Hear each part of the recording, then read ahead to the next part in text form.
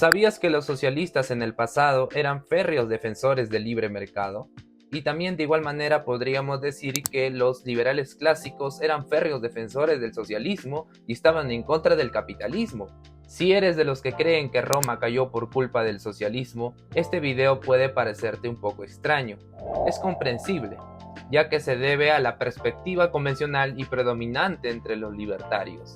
En fin, ya muchos conocen mis opiniones al respecto, pero hoy nos vamos a enfocar en las raíces o en los orígenes de lo que actualmente se conoce como anarquismo de libre mercado o anticapitalismo de libre mercado. Así que quédense, camaradas libertarios, que hoy vamos a aprender algo fuera de lo común.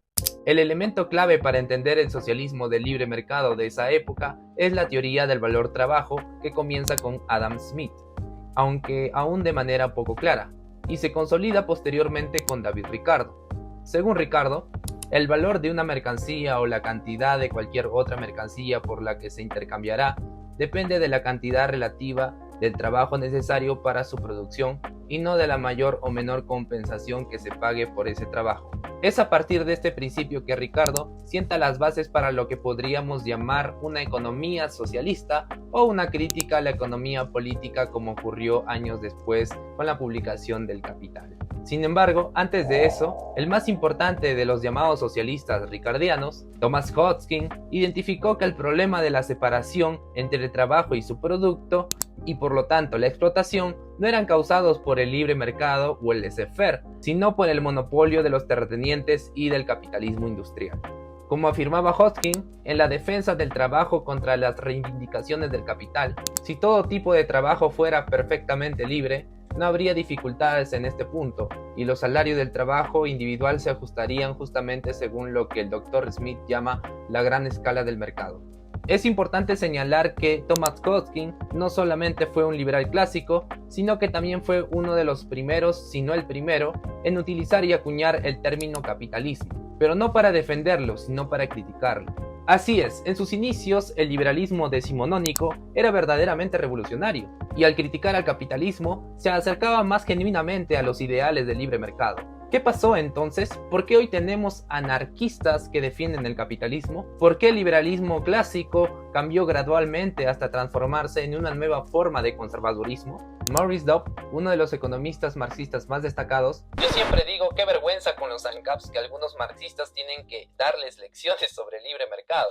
En su obra Economía Política y Capitalismo nos dice lo siguiente: como una crítica dirigida simultáneamente contra el autoritarismo de un Estado autocrático y contra los privilegios y la influencia de la aristocracia terrateniente, la economía política en sus inicios jugó un papel revolucionario. Solo más tarde, en su fase post-ricardiana, pasó de ser un ataque al privilegio y a la restricción a una defensa de la propiedad.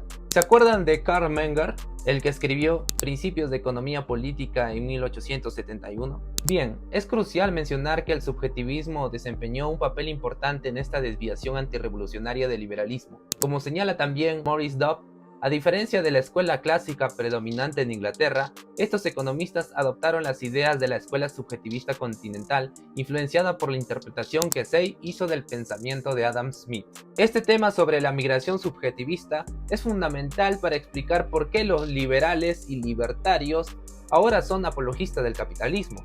Por más que crean que defienden al libre mercado, en realidad están muy lejos de ello. Tal vez deberíamos explicar esto en otro video, ya que abordar temas metodológicos sería muy complejo y más extenso. Pero para resumir, y en términos generales, el subjetivismo extremo, el mismo que hoy niega la explotación, se refiere a una realidad todavía inexistente, la del verdadero libre mercado. Aunque muchos de sus postulados fueron necesarios, llevar el subjetivismo al extremo, como lo hicieron muchos economistas austríacos, tiende a justificar gran parte del orden existente, ignorando muchas determinaciones reales y objetivas, como el intervencionismo estatal, lo que nos hace creer que una sociedad vertical o jerárquica es natural.